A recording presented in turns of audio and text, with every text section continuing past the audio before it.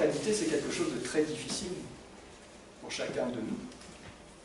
C'est très difficile parce que ça nous met en contact, bien sûr, avec un enfant, mais pas seulement, ça nous met en contact avec notre conjoint, qui lui aussi a ses blessures, a son idée de l'éducation de l'enfant, mais aussi et surtout parce que l'enfant va venir nous toucher là où nous sommes blessés. C'est-à-dire qu'il va faire ressurgir nos blessures d'enfance. Et là, ça devient difficile, parce que si un adulte n'est pas en mesure d'accepter d'être touché là où il a mal, alors il va répondre d'une manière inadaptée à son enfant, puisque cet enfant devient un agresseur.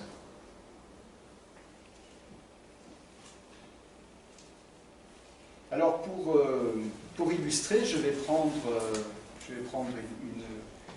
un cas qui est cité par Albert Sicone, qui est un psychologue, psychanalyste et professeur de psychopathologie à Lyon Lumière. Alors la scène est un peu longue, mais c'est important pour que vous voyez le mouvement qui se passe. Je vais l'utiliser parce que dans ma pratique, j'entends souvent des patients et des mères surtout qui prononcent les phrases suivantes. J'ai tout fait pour surtout ne pas être comme ma mère, et quand je me vois faire, je vois ma mère. J'ai tellement manqué d'affection de la part de mes parents que j'ai tout fait pour que surtout les enfants ne manquent de rien.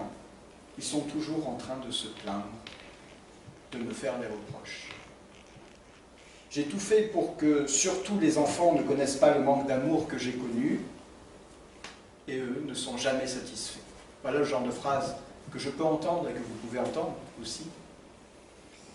Alors comment se répète cet échec au sujet duquel il est dit que tout est fait pour que justement ça ne se répète pas?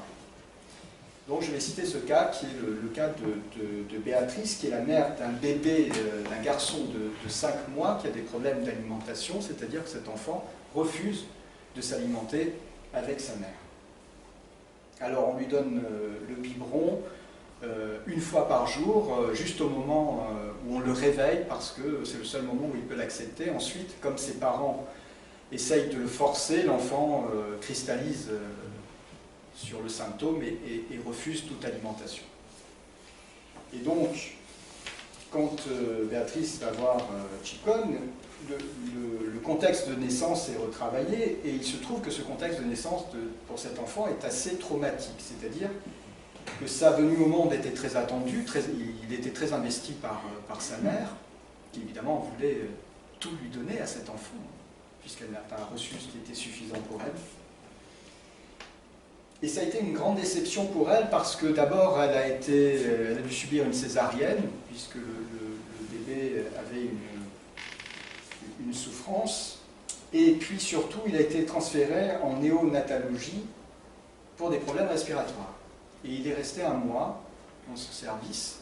Sa mère allait le voir évidemment tous les jours, elle le nourrissait au biberon, et puis un jour il a arrêté de se nourrir. Avec les infirmières, ça passait, et puis donc quand Béatrice rentre chez elle, elle se heurte à nouveau à ces problèmes-là avec son enfant.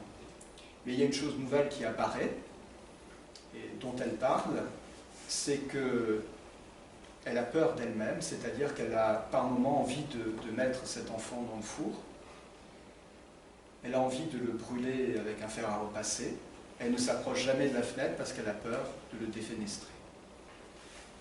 Elle a donc des phobies d'impulsion. Elle va voir son médecin qui s'affole de son état, qui lui donne des tranquillisants, qui l'envoie chez un psychiatre. Et cette mère qui voulait tout donner à son enfant se retrouve aux prises avec quelque chose de très douloureux. Elle est comme scindée en deux, entre cette mère qui veut tout donner à son enfant et cette mère qui rejette son enfant. Et elle est en grande difficulté parce que son enfant semble la rejeter. Alors elle se plaint de lui et elle se plaint d'elle-même, elle dit qu'elle est sèche, elle dit qu'elle est froide, et quand elle évoque les rapports qu'elle a avec sa mère, on découvre évidemment que sa mère est quelqu'un qui n'a pas su donner son amour, mais qu'elle qualifie comme elle, c'est-à-dire une femme sèche, une femme froide, avec un père, comme on en décrit souvent, absent, qui travaille, qui est un peu passif. et qui ne fait rien à la maison, c'est-à-dire qu'il ne s'occupe pas des enfants. Sa mère, qu'elle considère comme nocive, qui a toujours été dans la disqualification, qui, à chaque fois qu'un événement heureux arrivait à Béatrice, lui disait qu'elle ne le méritait pas. Elle lui avait prédit qu'elle ne serait jamais maman, qu'elle ne pourrait jamais être mère. Et effectivement, Béatrice a fait 3 fausses couches. Et la seule grossesse qu'elle a pu mener à terme, c'est quand elle n'a pas annoncé à sa mère qu'elle était enceinte.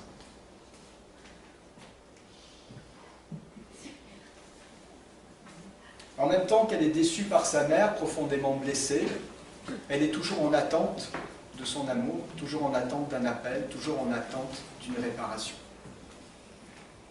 Alors voici donc, là, encore une fois, une illustration de notre vulnérabilité en tant qu'enfant, en tant que parent.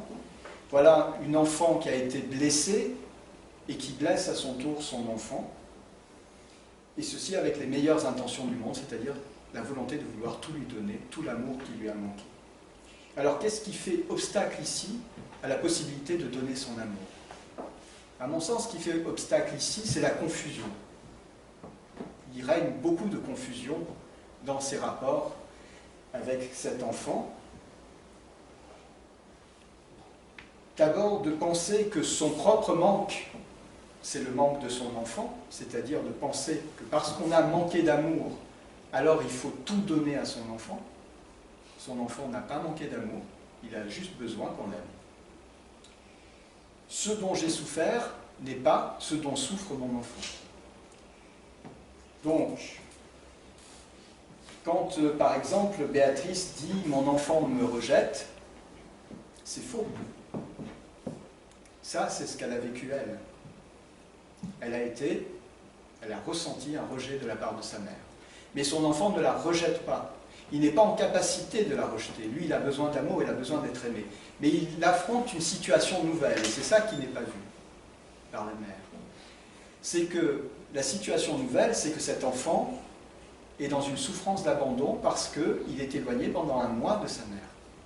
Et c'est à ça que sa mère aurait dû répondre, et pas à sa propre blessure. Mais quand elle est blessée de constater que la naissance de cet enfant ne se passe pas comme elle l'a souhaité, alors elle est encore dans la souffrance. Et elle ne peut pas répondre efficacement à ce que demande son enfant. Et quand son enfant manifeste son inquiétude, alors elle devient agressive parce que pour elle c'est un rejet et une disqualification nouvelle. Et elle peut voir ça parce qu'elle a été particulièrement impactée par les disqualifications de sa mère. Voilà le genre de confusion qui peut amener à répéter quelque chose qu'on a voulu éviter. Et vous constatez là qu'il n'y a rien, qu'il n'y a pas de volonté de nuire, il y a une volonté d'aimer, au contraire, il y a une volonté de donner ce qu'on n'a pas reçu. Et on échoue, parce qu'évidemment, il faut toujours être dans ce qui se passe, dans l'instant, dans la vie présente, et non pas dans la souffrance passée. Parce qu'à ce moment-là, on répond à côté de ce qu'on attend de nous.